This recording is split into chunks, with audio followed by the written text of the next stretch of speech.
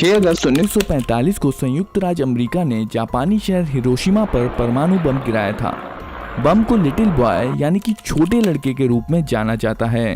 Hiroshima विस्फोट के 3 दिन बाद संयुक्त राज्य अमेरिका ने जापानी शहर नागासाकी पर दूसरा परमाणु बम गिराया था, जिसका कोड नेम फैट मैन यानी कि मोटा आदमी रखा गया था।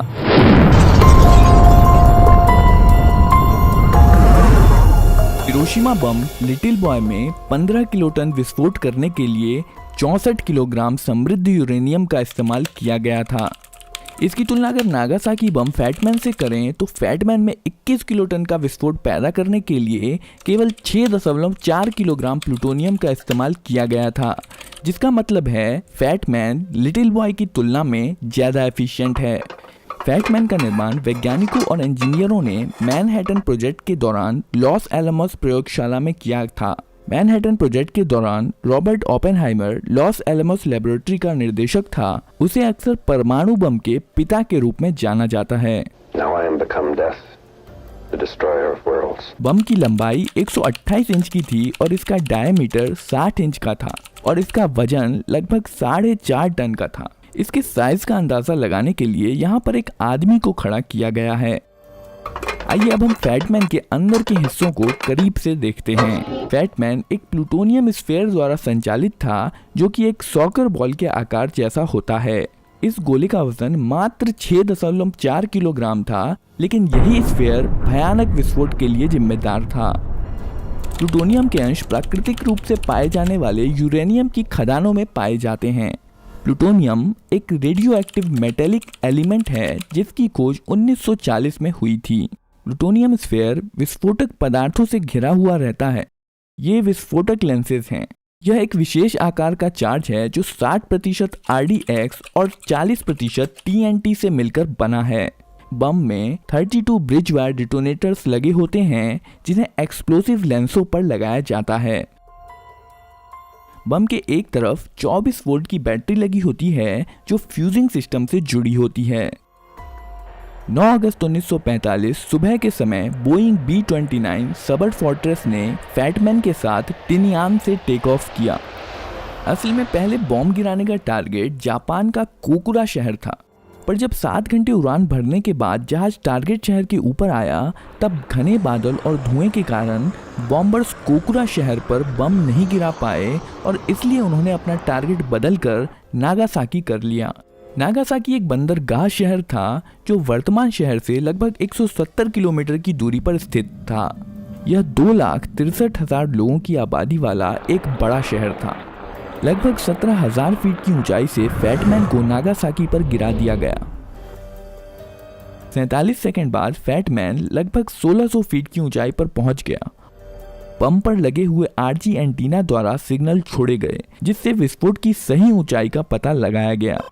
रडार एल्टीमीटर का उपयोग करके अंतिम रूप से सही ऊंचाई कंफर्म की गई। एल्टीमीटर से ऊंचाई का पता लगते ही 32 विस्फोटक ब्रिज वायर डिटोनेटर्स एक साथ बिजली की चिंगारी छोड़ते हैं, जिसके कारण सभी विस्फोटक एक साथ फट जाते हैं। विस्फोट के कारण मेटल कवर की मोटी परत अंदर की तरफ शॉक वेव पैदा करने में मदद करती हैं। मीडियम डेंसिटी वाला एल्युमिनियम पुशर इस शॉक वेव को अपने द्वारा अंदर की तरफ ट्रांसफर कर देता है। इसके बाद शॉक वेव एक बोरॉन से बने प्लास्टिक सेल से गुजरती है और अंदर के कंपोनेंट्स को कंप्रेस करती है। इसके बाद shock wave natural uranium tamper से पास होकर प्लूटोनियम स्फीयर को कंप्रेस करती है। प्लूटोनियम स्फीयर के बीच में 2 एलिमेंट्स पोलोनियम और बेरिलियम कंप्रेस हो जाते हैं और इस कंप्रेशन के कारण दोनों एलिमेंट्स आपस में मिल जाते हैं, जिसके कारण न्यूट्रॉन का एक विस्फोट हो जाता है। इसके लगभग 10 मिलीसेकंड बाद न्यूक्लियर चेन रिएक्शन शुरू हो जाता है। चेन रिएक्शन में न्यूट्रॉन प्लूटोनियम के एक एटम से टकराता है और प्लूटोनियम का एक एटम 2 में विभाजित हो जाता है। इस प्रक्रिया में 2 न्यूट्रॉन निकलते हैं और साथ ही साथ एनर्जी भी रिलीज होती है। ये दोनों न्यूट्रॉन फिर 2 प्लूटोनियम एटम से टकराते हैं, जिसमें 4 न्यूट्रॉन निकलते हैं और इस प्रकार चेन रिएक्शन शुरू हो जाती है। चेन रिएक्शन के कारण अचानक से बहुत ज्यादा मात्रा में एनर्जी रिलीज होती है और बम फट जाता है। बम को अगर जमीन पर फोड़ा जाता तो इसकी काफी एनर्जी धरती में चली जाती और इसका असर अपेक्षाकृत छोटे इलाके तक सीमित रह जाता। इसलिए फैटमैन को जमीन से लगभग 1600 फीट ऊपर हवा में फोड़ा गया ताकि ज्यादा से ज्यादा इलाके को तबाह किया जा सके। इस बम धमाके में लगभग 40,000 लोग मारे गए और जहां पर बम विस्फोट हुआ था उसके 8 स्क्वायर किलोमीटर के भीतर लगभग हर इमारत नष्ट हो गई। बम फटने के स्थान के पास खड़े लोग तुरंत ही भाप बनकर हवा में मिल गए। क्षति मुख्यतः 3 कारणों से हुई। पहला विस्फोट, दूसरा आग और तीसरा रेडिएशन। परमाणु बम से होने वाला विस्फोट एक्सरे द्वारा गर्म की हुई हवा के कारण हुआ, जिसे फायरबॉल कहा जाता है। फायरबॉल एक बेहद गर्म और अत्यधिक चमकदार विशाल हवा और गैस का गोला था जिसने शुरुआत में ध्वनि की गति से भी ज्यादा स्पीड से सभी दिशाओं में शॉक वेव पैदा कर दी थी। इस आग के तूफान ने लगभग 3.2 किलोमीटर के रेडियस को प्रभावित किया था। इस विस्फोट के परिणाम स्वरूप 3 तरह के रेडिएशन निकले थे, अल्फा, बीटा और गामा। अल्फा रेडिएशन ज्यादा नुकसान नहीं पहुंचाती है और हेलमेट और सुरक्षा कपड़े पहनकर इसके प्रभाव से बचा जा सकता है।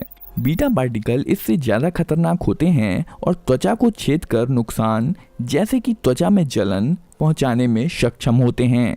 पर सबसे ज्यादा खतरनाक जो रेडिएशन होता है वो है गामा रेडिएशन, क्योंकि इसकी भेदने की क्षमता काफी ज्यादा होती है और यह मानव शरीर को पूरी तरह से भेद सकती है, जिसके कारण लंबे समय तक रहने वाले रोग हो सकते हैं जैसे कि कैंसर और हृदय रोग। बस इतना ही नहीं, गामा रेडिएशन जीन में बदलाव करके वंशानुगत दोष भी पैदा कर सकता है। दोस्तों, अगर आपको लगता है कि 1945 में नागासाकी और हिरोशिमा पर होने वाले परमाणु हमले अत्यधिक विनाशकारी थे, तो बस आप इतना जान लीजिए कि आज के ज़माने के जो परमाणु बम हैं उसके सामने नागासाकी और हिरोशिमा पर फोड़े जाने वाले परमाणु बम दिवाली में फोड़े जाने वाले पटाखों के समान हैं। हिरोशिमा और नागासाकी को मिलाकर जितना बड़ा विस्फोट हुआ था उसकी तुलना में रशिया का अकेला टेसार बम 1400 गुना ज्यादा धमाका कर सकता है। दोस्तों, ये वीडियो आपको कैसी लगी कमेंट करके ज़रूर बताइए और वीडियो को लाइक, चैनल को सब्सक्राइब ज़रूर कर दीजिए।